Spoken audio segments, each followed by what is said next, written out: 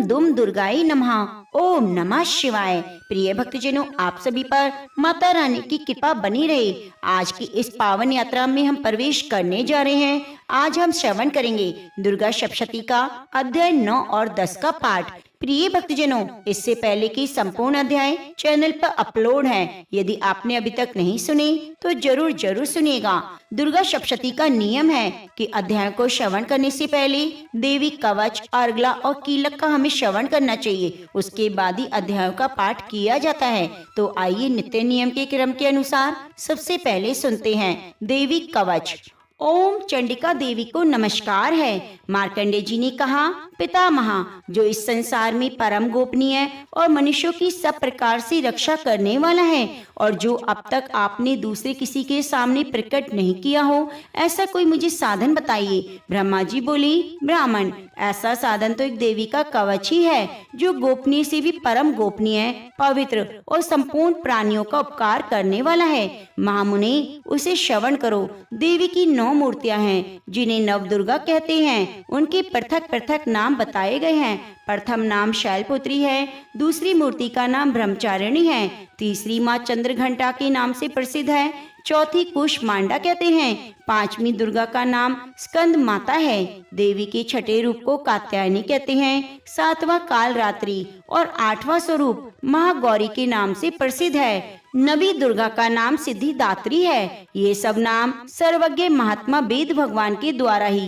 प्रतिपादित हुए हैं। जो मनुष्य अग्नि में जल रहा हो, रणभूमि में शत्रुओं से घिर गया हो, विषम संकट में फंस गया हो, इस प्रकार भय से आतुर होकर जो भगवती दुर्गा की शरण में प्राप्त हुए हैं, उनका कभी अमंगल नहीं होता। युद्ध के समय में संकट में पड़ने पर उनके ऊपर कोई विपत्ति दिखाई नहीं देती। उन्हें शोक, दुख, भय की प्राप्ति नहीं होती। जिन्होंने भक्ति पूर्वक देवी का स्मरण किया है, उनका निश्चय ही अभुदय होता है। देवेश्वरी, जो तुम्हारा चिंतन करते हैं, उनकी तुम निसंदेह रक्षा करती हो। चामुंडा देवी प्रेत पर आरूढ़ होती है, वाराही भैंसे पर सवारी करती है, ऐन्द्री का वाहन ऐरावत हाथी है, वैष्णवी देवी गरुड़ पर आसन जमाती है, महेश्वरी वृषभ पर आरूढ़ होती है, कौमारी का वाहन मयूर है, भगवान विष्णु की प्रियतमा लक्ष्मी देवी कमल के आसन पर विराजमान है। भगवान विष्णु की प्रियतमा लक्ष्मी देवी कमल के आसन पर विराजमान हैं। हाथों में कमल धारण किए हैं। वृषभ पर आरूढ़ ईश्वरी देवी ने श्वेत रूप धारण कर रखा है। ब्रह्मई देवी हंस पर बैठी हुई है और सब प्रकार से आभूषणों से विभूषित हैं।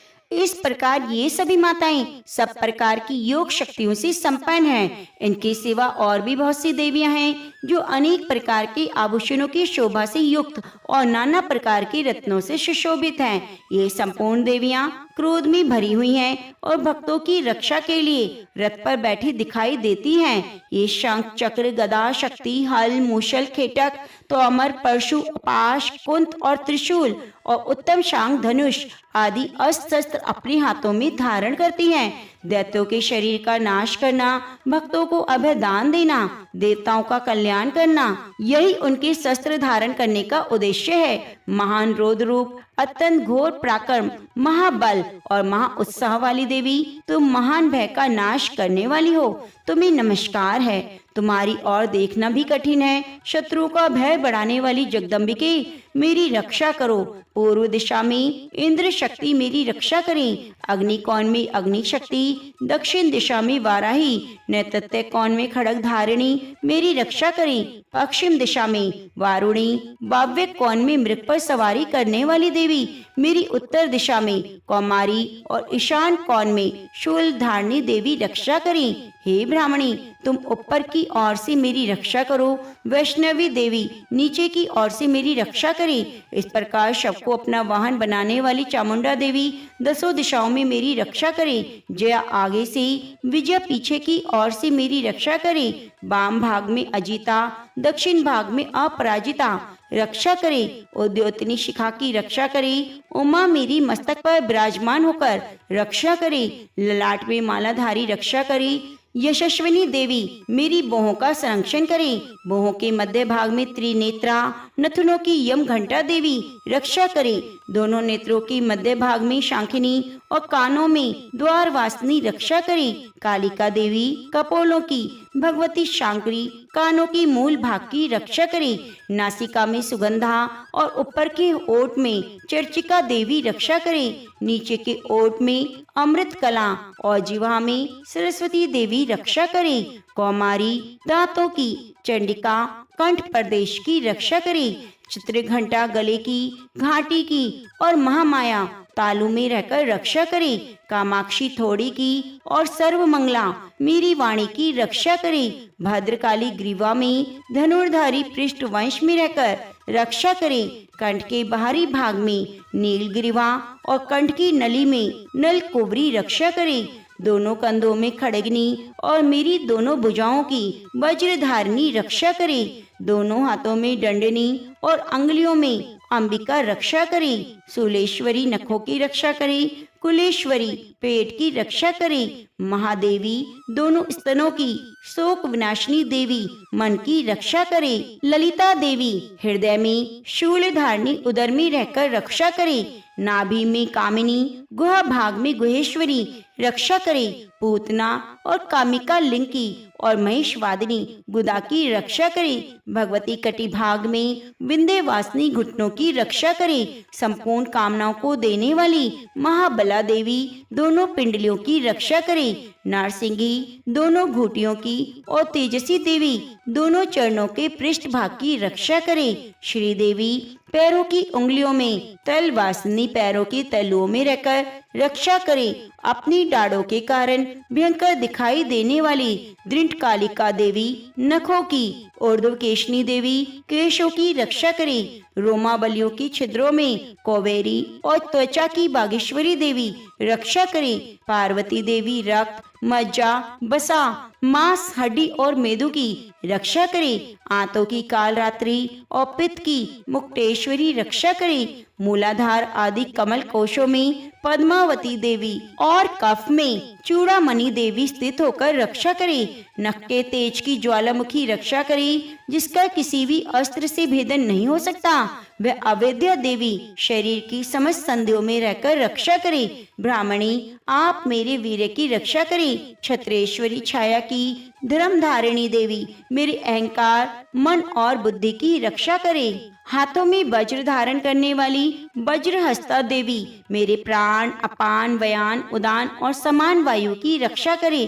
कल्याण से सुशोभित होने वाली भगवती कल्याण शोभना मेरी प्राणों की रक्षा करे।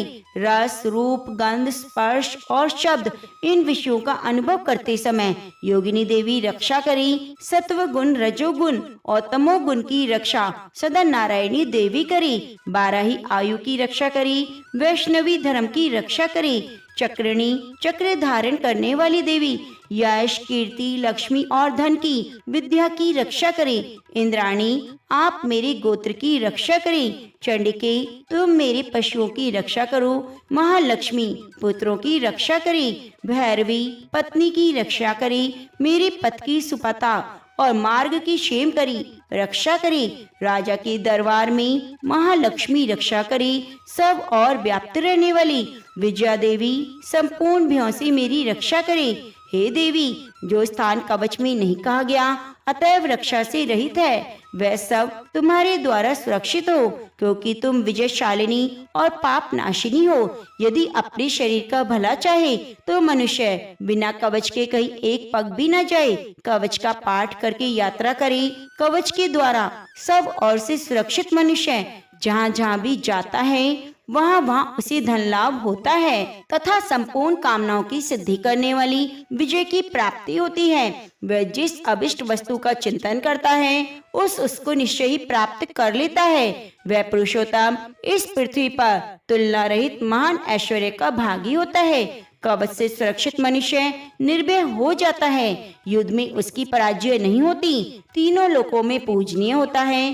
देवी का कवच देवताओं के लिए भी दुर्लभ है। जो प्रतिदिन नियम पूर्वक तीनों संध्याओं के समय श्रद्धा के साथ इसका पाठ करता है उसे देवी कला प्राप्त होती है और वह तीनों लोकों में कहीं भी पराजित नहीं होता।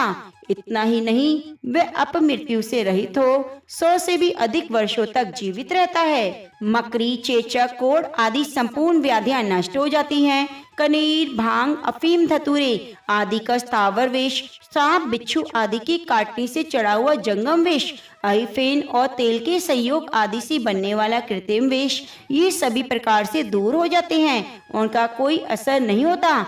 इस पृथ्वी पर मारन, मोहन आदि जितने अभिचार के प्रयोग होते हैं और इस प्रकार के जितने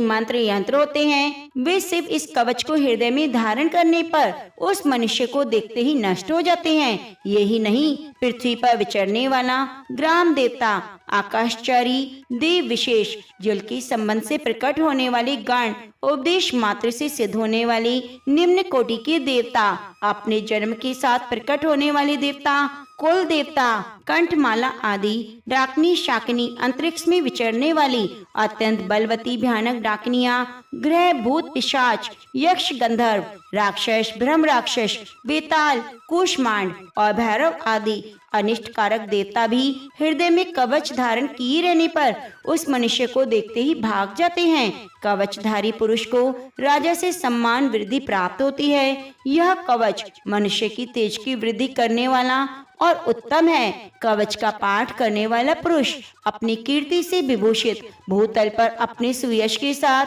वृद्धि को प्राप्त होता है। जो पहले कवच का पाठ करके उसके बाद दुर्गा सप्तशती चंडिका पाठ करता है, उसकी जब तक वन, पर्वत और काननों सहित पृथ्वी टिकी रहती है, तब तक वहाँ पुत्र, पौत्र और संतान परंपरा बनी रहती है। फिर देह का अंत होने पर वह पुरुष भगवती महामाया के प्रसाद से उस नित्य परम पद को प्राप्त होता है, जो देवताओं के लिए भी दुर्लभ है। वह सुंदर दिव्य रूप धारण करता है और कल्याण में शिव के साथ आनंद का भागी होता है। जय माँ भगवती, जय माँ भवानी। माता रानी के भक्तों, आप आइए आज सुने अगला स्तोत्र। ओम चंडिका देवी को नमस्कार है। मार्कंडेय जी कहते हैं, जयंती, मंगला, काली, भद्रकाली, कपालिनी, दुर्गा, क्षमा, शिवा, धात्री, स्वाहा, स्वधा, इन नामों से प्रसिद्ध जगदम्बिके, तुम्हें मेरा नमस्कार है। हे देवी चामुंडी, तुम्हारी जय हो। संपूर्ण प्राणियों की पीड़ा हरने वाली देवी, तुम्हारी जय हो। सब में व्याप्त रहने वाली देवी, तुम्हारी जय हो। काल रात्रि, तुम्हें नमस्कार है। मधु और कैटव को मारने वाली, ब्रह्मा जी को वरदान देने वाली देवी, तुम्हें नमस्कार है। तुम मुझे रूप दो, जय दो, यश दो और काम, क्रोध आदि शत्रुओं का नाश करो। महिषासुर का नाश करने वाली, भक्तों को सुख देने वाली देवी, तुम्हें नमस्कार है। तुम रूप दो, जय दो, यश दो, काम, क्रोध आदि शत्रुओं का नाश करो। रक्त बीज का बाध और चंडमुंड का विनाश करने वाली देवी, तुम रूप दो, जय दो, यश दो, काम, क्रोध आदि शत्रुओं का नाश करो। शुंभ और निशुंभ, ध्रुम लोचन का मदन करने वाली देवी, तुम रूप दो, जय दो, यश दो, काम, क्रोध आदि शत्रुओं का नाश करो। सबके द्वारा वंदित युगल चरणों वाली, संपूर्ण सौभाग्य प्रदान करने वाली देवी, तुम रूप दो, जय दो, यश दो, काम, क्रोध आदि शत्रुओं का नाश करो। हे देवी, तुम्हारे रूप और चरित्र अचिंत्य हैं। तुम समस्त शत्रुओं का नाश करने वाली हो। रूप दो, जय दो, यश दो, काम, क्रोध आदि शत्रुओं का नाश करो। पापों को दूर करने वाली देवी, जो भक्ति पूर्वक तुम्हारे चरणों में सर्वदा मस्तक झुकाते हैं, उन्हें रूप दो, जय दो, यश दो, काम, क्रोध आदि शत्रुओं का नाश करो। रोगों का नाश करने वाली देवी, जो भक्ति पूर्वक तुम्हारी स्तुति करते हैं, उन्हें रूप दो, जय दो, यश दो, काम, क्रोध आदि शत्रुओं का नाश करो। हे चंडिके, इस संसार में जो भक्ति पूर्वक तुम्हारी पूजा करते हैं, उन्हें रूप दो, जय दो, यश दो, काम, क्रोध आदि शत्रुओं का नाश करो। मुझे सौभाग्य और आरोग्य दो, परम सुख दो। रूप दो, जय दो, यश दो और मेरी काम, क्रोध आदि शत्रुओं का नाश करो। जो मुझसे द्वेष रखते हैं, उनका नाश और मेरे बल की वृद्धि करो। रूप दो, जय दो, यश दो, मेरे काम, क्रोध आदि शत्रुओं का नाश करो। हे देवी, मेरा कल्याण करो, मुझे उत्तम संपत्ति प्रदान करो। रूप दो, जय दो, यश दो, काम, क्रोध आदि शत्रुओं का नाश करो। हे अंबिके, देवता और असुर दोनों ही आपके माथे की मुकुट की मणियों को तुम्हारे चरणों पर घिसते रहते हैं। तुम रूप दो, जय दो, यश दो, काम क्रोध आदि शत्रुओं का नाश करो। तुम अपने भक्तजन को विद्वान, यशस्वी और लक्ष्मीवान बनाओ। रूप दो, जय दो, यश दो, काम क्रोध आदि शत्रुओं का नाश करो। प्रचंड दैत्यों के दर्प का दलन करने वाली चंडिके, मुझ शरणागत को रूप दो, जय दो, यश दो, मेरे काम क्रोध आदि शत्रुओं का नाश करो। चतुर्मुख ब्रह्मा जी के द्वारा प्रशंसित चार भुजा धारणी परमेश्वरी, तुम रूप दो, जय दो, यश दो, काम क्रोध आदि शत्रुओं का नाश करो। हे देवी अंबिके, भगवान विष्णु नित्य निरंतर भक्ति पूर्वक तुम्हारी स्तुति करते हैं। तुम रूप दो, जय दो, यश दो, काम क्रोध आदि शत्रुओं का नाश करो। हिमाचल कन्या पार्वती के पति महादेव जी के द्वारा प्रशंसित होने वाली परमेश्वरी, तुम रूप दो, जय दो, यश दो, काम क्रोध आदि शत्रुओं का नाश करो। सचिपति इंद्र के द्वारा साष्टांग से पूजित होने वाली परमेश्वरी, तुम रूप दो, जय दो, यश दो, काम क्रोध आदि शत्रुओं का नाश करो। प्रचंड भुज डंडों वाले दैत्यों का घमंड चूर करने वाली देवी, तुम रूप दो, जय दो, यश दो, काम क्रोध आदि शत्रुओं का नाश करो। देवी अंबिके, तुम अपने भक्तजनों को सदा असीम आनंद प्रदान करने वाली रहती हो।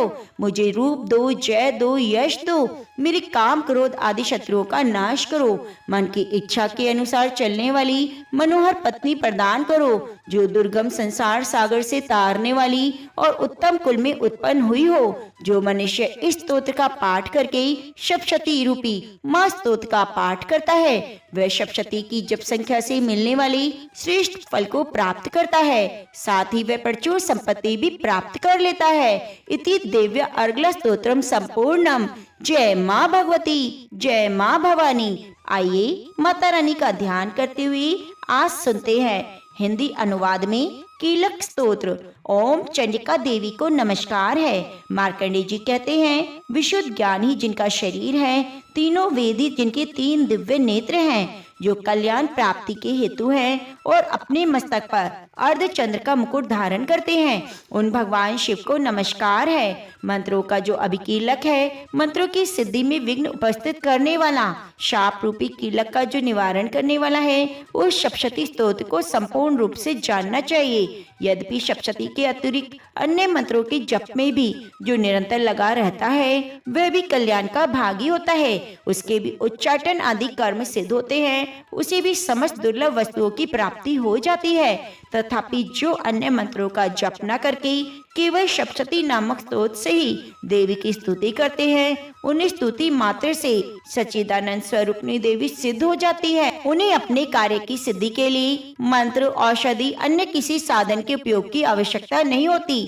बिना जप के ही उनके उच्चाटन आदि समस्त अभिचार के कर्म सिद्ध हो जाते हैं। इतना ही नहीं, उनकी संपूर्ण अभिष्ट वस्तुएं भी सिद्ध होती हैं। लोगों के मन में शंका थी कि जब केवल सप्तशती की उपासना से अथवा सप्तशती को छोड़कर अन्य मंत्रों की उपासना से भी समान रूप से सभी कार्य सिद्ध होते हैं, तो इसमें श्रेष्ठ कौन सा साधन है? लोगों की शंका को सामने रखकर भगवान शंकर ने अपने पास आए हुए जिज्ञासुओं को समझाया कि ये सप्तशती नामक संपूर्ण स्तोत्र ही सर्वश्रेष्ठ और कल्याणमयी है।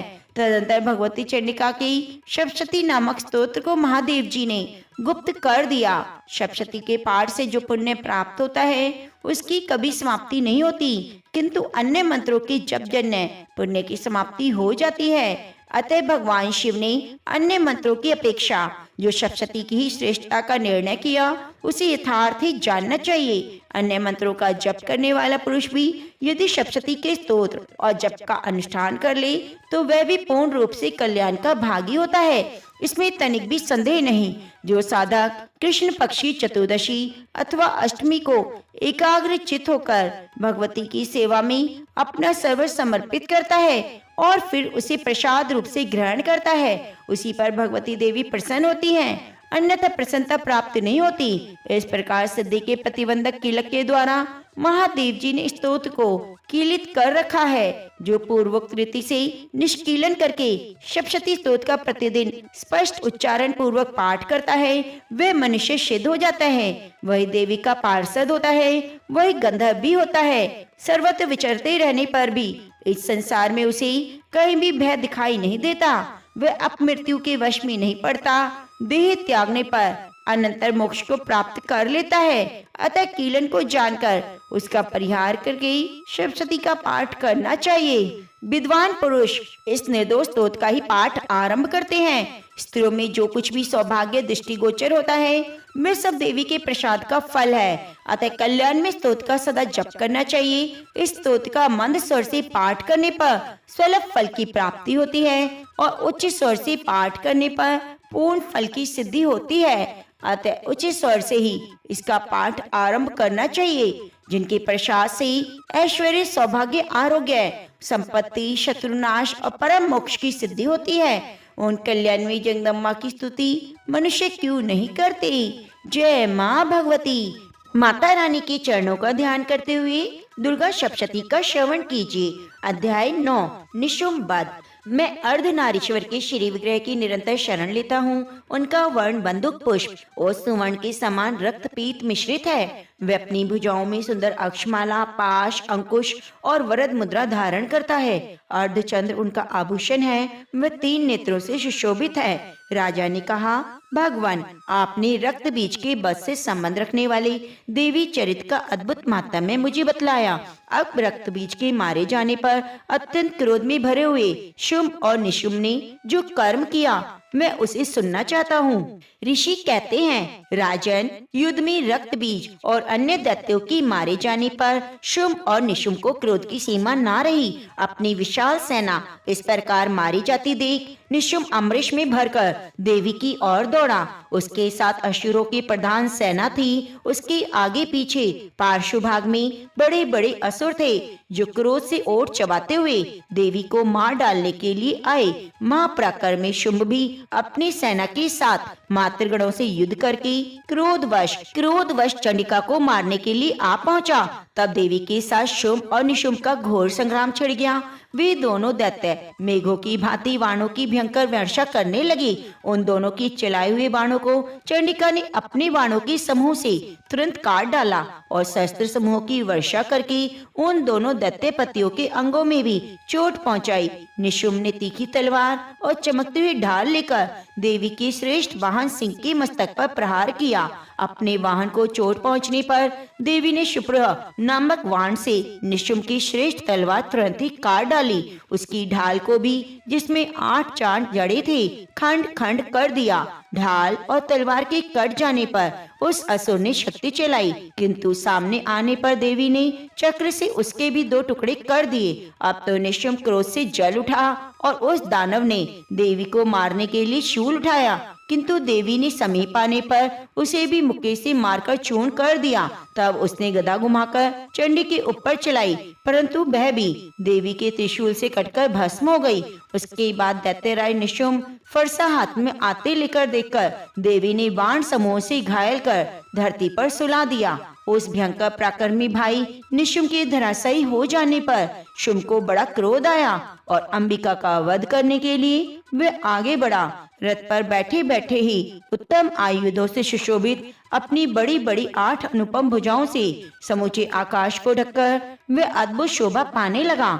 उसे आते देख देवी ने शंख बजाया और धनुष की प्रत्यंचा का भी अत्यंत दुष्ट शब्द किया। साथ ही अपने घंटे के शब्द से जो समस्त दैत्य सैनिकों का तेज नष्ट करने वाला था, संपूर्ण दिशाओं को व्याप्त कर दिया।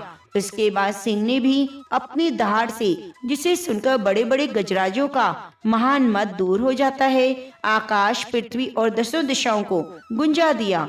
फिर काली ने आकाश में उछलकर अपने दोनों हाथों से पृथ्वी पर आघात किया। उसने ऐसा भयंकर शब्द हुआ जिससे पहले के सभी शब्द शांत हो गए। उसके बाद शिवदूती ने दैत्यों के लिए अमंगलजनक अट्टहास किया। इन शब्दों को सुनकर समस्त असुर थर्रा उठे, किंतु शुंभ को बड़ा क्रोध हुआ। उस समय देवी ने जब शुंभ को लक्ष्य करके कहा, ओ दुरात्मन, खड़ा रह। तभी आकाश में खड़े हुए देवता बोल उठे, जय हो जय हो। शुंभ ने वहां आकर ज्वालाओं से युक्त अत्यंत भयानक शक्ति चलाई। अग्नि में पर्वत के समान आती हुई उस शक्ति को देवी ने बड़े भारी लूके से दूर हटा दिया। उस समय शुंभ के सिंहनाद से तीनों लोग गूंज उठे। राजन, उसकी प्रतिध्वनि से वज्रपात के समान भयानक शब्द हुआ जिससे अन्य शब्द चलाए हुए बाणों के शुम्भ ने अपने भयंकर बाणों द्वारा सैकड़ों और हजारों टुकड़े कर दिए। तब क्रोध में भरी हुई चंडिका ने शुम्भ के चलाए हुए बाणों के देवी ने और देवी के चलाए हुए बाणों को शुम्भ ने अपने भयंकर बाणों द्वारा सैकड़ों और हजारों टुकड़े कर दिए। तब क्रोध में भरी हुई चंडिका ने शुम्भ को शूल से मारा। उसके आघात से मूर्छित हो वह पृथ्वी पर गिर गया। इतने में भी निशुम्भ को चेतना हुई। उसने धनुष हाथ में लेकर बाणों द्वारा देवी, काली और सिंह को घायल कर दिया। फिर उस दैत्यराज ने 10,000 बाहें बनाकर चक्रों के प्रहार से चंडिका को आच्छादित कर दिया। तब दुर्गम पीड़ा का नाश करने वाली भगवती दुर्गा ने कुपित होकर अपने बाणों से उन चक्रों और बाणों को काट गिराया। फिर उस दैत्यराज ने 10,000 बाहें बनाकर चक्रों के प्रहार से चंडिका को आच्छादित कर दिया। तब दुर्गम पीड़ा का नाश करने वाली भगवती दुर्गा ने कुपित होकर अपने बाणों से उन चक्रों और बाणों को काट गिराया। यह देख निशुम्भ दैत्य सेना के साथ चंडिका का वध करने के लिए हाथ में गदा ले बड़े बेग से दौड़ा। उसके आते ही चंडी ने तीखी धार वाली तलवार से उसकी गदा को शीघ्र ही काट डाला। तब उसने शूल हाथ में ले लिया। देवताओं को पीड़ा देने वाले निशुम्भ शूल हाथ में लिए आते देख चंडिका ने वेग से चलाए हुए अपने शूल से उसकी छाती छेद डाली। शूल से विदीर्ण हो जाने पर उसकी छाती से एक दूसरा महाबली महापराक्रमी पुरुष खड़ी रह कहता हुआ निकला। उस निकलते हुए पुरुष की बात सुनकर देवी ठठाकर हंस पड़ी और खड़क से उन्होंने उसका मस्तक काट डाला। फिर तो वह पृथ्वी पर गिर पड़ा। तदंतर सिंह अपनी डाढ़ों से असुरों की गर्दन कुचलकर खाने लगा। यह बड़ा भयंकर दृश्य था। उधर काली और शिव दूती ने भी अनन्य दैत्यों का भक्षण आरंभ किया। कौमारी की शक्ति से विदीर्ण होकर कितने ही महादैत्य नष्ट हो गए। ब्राह्मणी के मंत्र पुत्र जल से निस्तेज होकर कितने ही भाग खड़े हुए। कितने ही दैत्य महेश्वरी के त्रिशूल से छिन्न भिन्न होकर धराशायी हो गए। वराही के तुतुन से आघात से कितनों का पृथ्वी पर कचूमर निकल गया। वैष्णवी ने भी अपने चक्र से दानवों के टुकड़े टुकड़े कर डाले। इंद्री के हाथ से छूटे हुए वज्र से भी कितने ही प्राणों से हाथ धो बैठे। कुछ असुर नष्ट हो गए, कुछ उस महायुद्ध से भाग गए और कितने ही काली शिवदूती और सिंह के ग्रास बन गए। इस प्रकार से मार्कंडे पुराण में सारणिक मनमंत्र की कथा के अंतर्गत देवी महात्म्य में निशुम्भ वध नामक 9वां अध्याय संपूर्ण हुआ। अब आइए सुनते हैं शुम्भ वध अध्याय 10। मैं मस्तक पर अर्ध चंद्र धारण करने वाली शिव शक्ति स्वरूपा भगवती कामेश्वरी हृदय में चिंतन करता हूँ। वे तपाए हुए स्वर्ण के समान सुंदर हैं। सूर्य, चंद्रमा, अग्नि यही 3 उनके नेत्र हैं और वे अपने मनोहर हाथों में धनुष, बाण, अंकुश, पाश और शूल धारण किए हुए हैं। ऋषि कहते हैं, राजन, अपने प्राणों के समान प्यारे भाई निशुम्भ को मारा गया देख सारी सेना का संहार होता जान। शुम्भ ने कुपित होकर कहा, दुष्ट दुर्गे, तू बल के अभिमान में आकर झूठ मूठ का घमंड न दिखा। तू बड़ी मानिनी बनी हुई है, किंतु दूसरी स्त्रियों के बल का सहारा लेकर लड़ती है। देवी बोली, ओ दुष्ट, मैं अकेली ही हूँ। इस संसार में मेरे सिवा दूसरी कौन है? देख, ये मेरी विभूतियाँ हैं, अतः मुझ में प्रवेश कर रही हैं। तदंतर ब्राह्मणी आदि समस्त देवियां अंबिका देवी के शरीर में लीन हो गई। उस समय केवल अंबिका देवी ही रह गई। देवी बोली, मैं अपनी ऐश्वर्य शक्ति से अनेक रूपों में यहाँ उपस्थित हुई हूँ। ये उन सब रूपों को मैंने समेट लिया है। अब अकेली ही युद्ध में खड़ी हूँ, तुम भी स्थिर हो जाओ। ऋषि कहते हैं, तदंतर देवी और शुम्भ दोनों में सब देवताओं और दानवों के देखते देखते भयंकर युद्ध छिड़ गया। बाणों की वर्षा, तीखे शस्त्र, दारुण अस्त्रों के प्रहार के कारण उन दोनों का युद्ध सब लोगों के लिए बड़ा भयानक प्रतीत हुआ। उस समय अंबिका देवी ने जो सैकड़ों दिव्य अस्त्र छोड़े, उन्हें दैत्यराज शुम्भ ने उनके निवारक अस्त्रों द्वारा काट डाला। इसी प्रकार शुम्भ ने भी जो दिव्य अस्त्र चलाए, उन्हें परमेश्वरी ने भयंकर ओंकार शब्द के उच्चारण आदि द्वारा खिलवाड़ में ही नष्ट कर डाला। तब उस असुर ने सैकड़ों बाणों से देवी को आच्छादित कर दिया। यह देख क्रोध में भरी हुई उस देवी ने भी बाण मारकर उसका धनुष काट डाला। धनुष कट जाने पर फिर दैत्यराज ने शक्ति हाथ में ली, किंतु देवी ने चक्र से उसके हाथ की शक्ति को भी काट गिराया। तत्पश्चात दैत्यों के स्वामी शुंभ ने 100 चांद वाली चमकती हुई ढाल और तलवार हाथ में ले उस समय देवी पर धावा किया। उसकी आते ही चंडिका ने अपने धनुष से छोड़े हुए तीखे बाणों द्वारा सूर्य किरणों के समान उज्जवल ढाल और तलवार को तुरंत काट दिया। फिर उस दैत्य के घोड़े और सारथी मारे गए। धनुष तो पहले ही कट चुका था। अब उसने अंबिका को मारने के लिए उद्यत हो भयंकर मुदगर हाथ में लिया। उसे आते देख देवी ने अपने तीक्ष्ण बाणों से उसका मुदगर भी काट डाला। उस पर असुर मुक्का तानकर बड़े वेग से देवी की ओर झपटा। उस दैत्यराज ने देवी की छाती में मुक्का मारा। तब उस देवी ने भी उसकी छाती में एक चांटा जड़ दिया। देवी का थप्पड़ खाकर दैत्यराज शुंभ पृथ्वी पर गिर पड़ा, किंतु पुनः सहसा पूर्वत उठकर खड़ा हो गया। फिर वह उछला और देवी को ऊपर ले जाकर आकाश में खड़ा हो गया। तब चंडिका आकाश में भी बिना किसी आधार के ही शुंभ के साथ युद्ध करने लगी। उस समय दैत्य और चंडिका आकाश में एक दूसरे से लड़ने लगी। उनका वह युद्ध पहले सिद्ध और मुनियों को विस्मय में डालने वाला था। फिर अंबिका ने शुंभ के साथ बहुत देर तक युद्ध करने के बाद उसे उठाकर घुमाया और पृथ्वी पर पटक दिया। पटके जाने पर पृथ्वी पर आने के बाद वे दुष्टात्मा दैत्य पुनः चंडिका का वध करने के लिए उनकी ओर वेग से दौड़ा। तब समस्त दैत्यों के राजा शुंभ को अपनी ओर आते देख देवी ने त्रिशूल से उसकी छाती छेद दी और पृथ्वी पर गिरा दिया। देवी के शूल की धार से घायल होने पर उसके प्राण पखेरु उड़ गए। वह समुद्रों, द्वीपों और पर्वतों सहित समूची पृथ्वी को कंपाता हुआ भूमि पर गिर पड़ा। उसके बाद उस दुरात्मा के मारे जाने पर संपूर्ण जगत प्रसन्न और पूर्ण स्वस्थ हो गया। आकाश स्वच्छ दिखाई देने लगी। पहले जो उत्पात सूचक मेघ और उल्कापात होते थे वे सब शांत हो गए और दैत्य के मारे जाने पर नदियां भी ठीक मार्ग से बहने लगी। उस समय शुंभ की मृत्यु के बाद संपूर्ण देवताओं का हृदय हर्ष से भर गया और गंधर्वगण मधुर गीत गाने लगे। दूसरे गंधर्व बाजे बजाने लगे, अप्सराएं नाचने लगी, पवित्र वायु बहने लगी, सूर्य की प्रभा उत्तम हो गई, अग्निशाला की बुझी हुई आग अपने आप प्रज्वलित हो उठी, संपूर्ण दिशाओं के भयंकर शब्द शांत हो गए। इस प्रकार से मार्कंडेय पुराण में स्वर्णिक मनमंत्र की कथा के अंतर्गत देवी महात्म्य में शुंभ वध नामक 10वां अध्याय पूरा हुआ। तो प्रेम से बोलिए जय माँ भवानी। या देवी सर्वभूतेषु माँ शक्ति रूपेणी संस्थिता नमस्तस्यै नमस्तस्यै नमस्तस्यै नमो नमः। दुर्गा सप्तशती के श्रवण के बाद सुनिए सिद्धि कुंजिका स्तोत्र। शिव जी बोले, देवी सुनो, मैं उत्तम कुंजिका स्तोत्र का उपदेश करूंगा, जिस मंत्र के प्रभाव से देवी का जप सफल होता है। कवच, अर्गला, कीलक, रहस्य सूक्त, ध्यान, न्यास, यहाँ तक कि अर्चन भी आवश्यक नहीं। केवल कुंजिका के पाठ से दुर्गा पाठ का फल प्राप्त हो जाता है। अत्यंत गुप्त और देवों के लिए भी दुर्लभ है।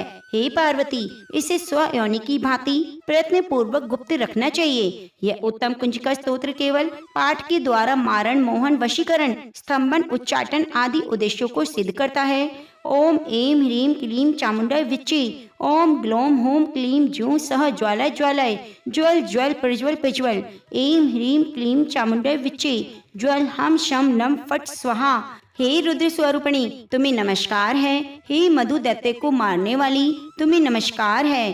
कैटभ विनाशिनी को नमस्कार है। महिषासुर को मारने वाली देवी, तुम्हें नमस्कार है। शुंभ का हनन करने वाली, निशुंभ को मारने वाली, तुम्हें नमस्कार है। हे महादेवी, मेरे जप को जागृत और सिद्ध करो। ऐंकार के रूप में सृष्टि रूपणी, ह्रीम के रूप में सृष्टि पालन करने वाली, क्लीम के रूप में काम रूपणी की बीज रूपणी देवी, तुम्हें नमस्कार है। चामुंडा के रूप में चंड विनाशिनी और यकार के रूप में तुम वर देने वाली हो। विच्चय के रूप में तुम नित्य ही अभय देती हो। तुम इस मंत्र का स्वरूप हो। धाम धीम धूम के रूप में धूर्जटी, तुम शिव की पत्नी हो। वाम बीम बूम के रूप में तुम वाणी की अधीश्वरी हो। क्राम क्रीम क्लूम के रूप में कालिका देवी, शाम शीम शूम के रूप में मेरा कल्याण करो। होम होम होमकार स्वरूपणी, जम जम जम नादिनी, भ्राम भ्रीम भ्रूम भैरवी के रूप में तुम कल्याणकारी भैरवी भवानी हो, तुम्हें बारंबार नमस्कार है। अम कम चम टम तम पम यम शम भीम धूम एम भीम हम शम धी जागरम इन सबको तोड़ो और दीप्त करो सुहा। पाम पीम पूम के रूप में तुम पार्वती पूर्ण हो, खाम खीम खूम के रूप में तुम खेचरी अथवा खेचरी मुद्रा हो, शाम शीम शूम के स्वरूपणी सप्तशती देवी के मंत्र मेरे लिए सिद्ध करो। यह कुंजिका स्तोत्र मंत्र को जगाने के लिए है, इसे भक्तिहीन पुरुष को नहीं देना चाहिए। हे पार्वती, इसे गुप्त रखो। हे देवी, जो बिना कुंजिका के सप्तशती का पाठ करता है उसे उसी प्रकार सिद्धि नहीं मिलती जिस प्रकार वन में रोना निरर्थक है। इस प्रकार श्री रुद्रमाल्य के गौरी तंत्र में शिव पार्वती संवाद में सिद्धि कुंजिका स्तोत्र पूर्ण हुआ। प्रेम से बोलिए जय माँ भगवती। प्रिय भक्तजनों, अब आइए सुनते हैं क्षमा प्रार्थना स्तोत्र। हे परमेश्वरी, मेरे द्वारा रात दिन सहस्त्रों अपराध होते रहते हैं, यह मेरा दास है। यूँ समझकर मेरी उन अपराधों को तुम कृपा पूर्वक क्षमा करो। परमेश्वरी, मैं आह्वानम नहीं जानता, विसर्जन करना नहीं जानता, पूजा करने का ढंग भी नहीं जानता। क्षमा करो देवी सुरेश्वरी, मैंने जो मंत्रहीन क्रियाहीन भक्तिहीन पूजन किया है वह सब आपकी कृपा से पूर्ण हो। सैकड़ों अपराध करके भी जो तुम्हारी शरण में जा जगदम्बा कहकर पुकारता है उसे वह गति प्राप्त होती है जो ब्रह्मादिक देवताओं के लिए भी सुलभ नहीं। जगदम्बिके, मैं अपराधी हूँ किंतु तुम्हारी शरण में आई हूँ। इस समय दया का पात्र हूँ, तुम जैसा चाहो वैसा करो। देवी परमेश्वरी, अज्ञान से भूल से बुद्धि भ्रांत होने के कारण मैंने जो न्यूनता या अधिकता कर दी है वह सब क्षमा करो। प्रसन्न हो सच्चिदानंद स्वरूपा परमेश्वरी, जगन माता कामेश्वरी, तुम प्रेम पूर्वक मेरी ये पूजा स्वीकार करो, मुझ पर प्रसन्न रहो। हे देवी सुरेश्वरी, तुम गोपनीय से भी गोपनीय वस्तु की रक्षा करने वाली हो, मेरे निवेदन किए हुए इस जप को ग्रहण करो। तुम्हारी कृपा से मुझे सिद्धि प्राप्त हो। जय माँ भगवती। सर्व मंगल मांगल्ये शिवे सर्वार्थ साधिके शरणे त्र्यंबके गौरी नारायणी नमोस्तुते।